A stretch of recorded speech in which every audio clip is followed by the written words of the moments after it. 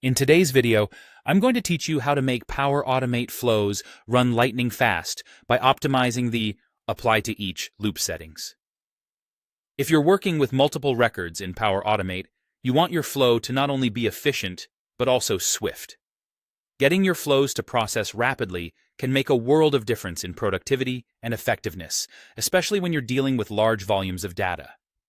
To start, let's dive into how you can transform the speed of your flows using a crucial setting change within the Apply to Each loop.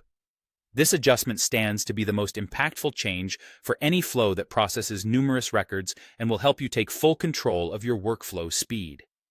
The first thing you need to do is find your Apply to Each loop within the flow you want to optimize. Once you have located it, you'll see three little dots, commonly known as the ellipsis. It's these three dots that will open up a world of possibilities in terms of settings and configurations specific to your loops. Upon clicking the ellipsis, you'll find an option labeled Settings. Go ahead and open Settings, as this is where the magic happens. Within the Settings menu, you'll be focusing on a feature called Concurrency Control. Now make sure to turn this setting on. By doing so, you allow your flow to move away from the default behavior of processing records sequentially.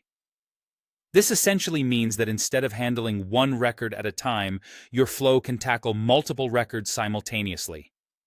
Then, we come to a critical part, setting the degree of parallelism.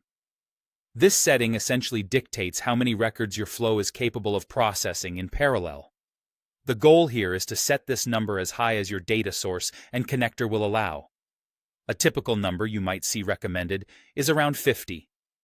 Keep in mind, this is not a one-size-fits-all solution, so you might want to experiment with different numbers to see what manages to get the best results for your particular scenario.